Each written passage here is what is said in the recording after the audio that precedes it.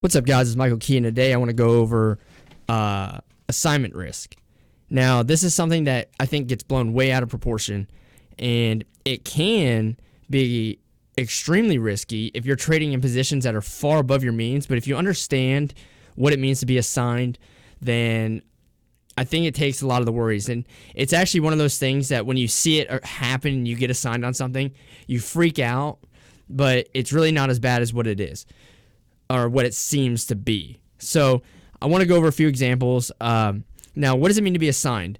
Being assigned means that you don't have the option of exercising the contract, and that happens when you're short a position. So if you sell a put and you get assigned, you're going to be long the underlying asset, 100 shares of it. If you sell a call and you get assigned, you're going to be short 100 shares of the underlying asset. Now, if you are selling covered calls, then if you get assigned, that actually means you're going to have a profit, and your shares would just get called away. It cancels everything out, and you don't need to worry about it any more than what it is. I mean, it's over with. If you have a cash secured put, then you've already secured the position for when you get assigned, and you just go long the stock. And if you do it for the right reasons, then again, it's not a big deal. Now you own the stock that you wanted to own. But where it does come into play is if you're trading on margin and you're selling puts and you're selling naked calls. So what you need to do is understand, why would you get assigned? And you start that understanding by understanding intrinsic and extrinsic value in an option.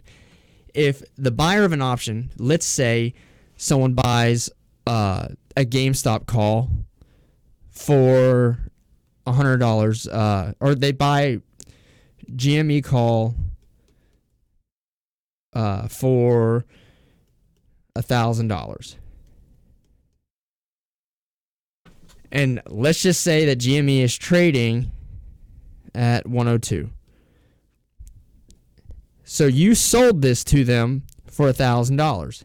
If GME is trading at 102 and they think it's going to go way up, for whatever reason they decide to exercise that contract, then they're going to lose the extrinsic value. The only value that this contract has is that $2, how far in the money that option is.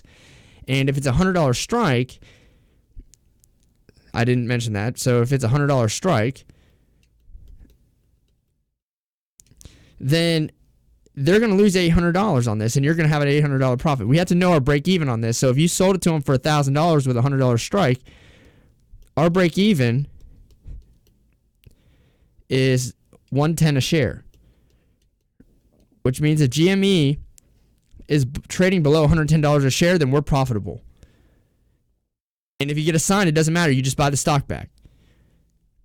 Now, a lot of times when you get assigned is if you held it to expiration, the call's in the money. That's when you run into issues because you don't know what's going to happen on Monday morning. So getting assigned early is not as tragic as it seems to be. If you're holding it till expiration and it's in the money, then you got to proceed at your own risk.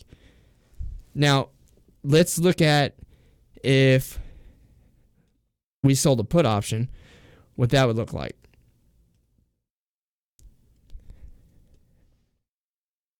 So, and just to clarify on that last example, if you got assigned, you would be short the share, so you would buy them back. And I think I mentioned that, but I just wanted to clarify that. But if you had sold a put and let's say it's a $100 strike and you receive $200 and the stock goes down, it goes in the money, let's say it's trading at 97.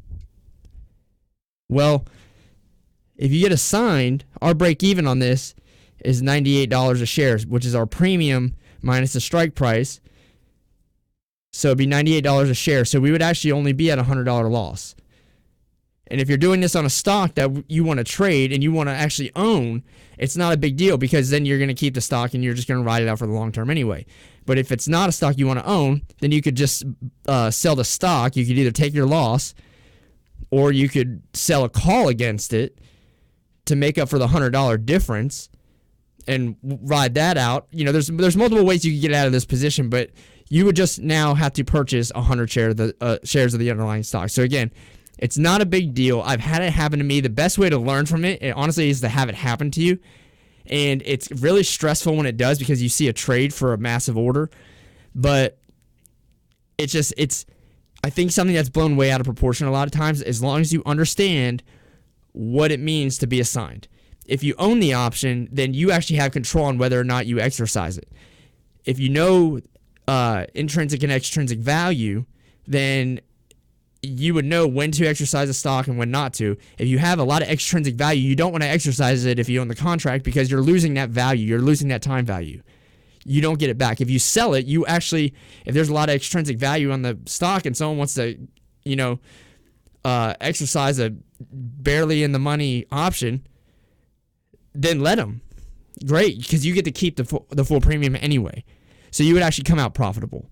It's only when there's no extrinsic value left and it's all intrinsic value, then that's where you start running into issues. So, again, I just wanted to clarify that. If you have any questions, email me. If you like the video, hit like, and don't forget to subscribe. Thank you.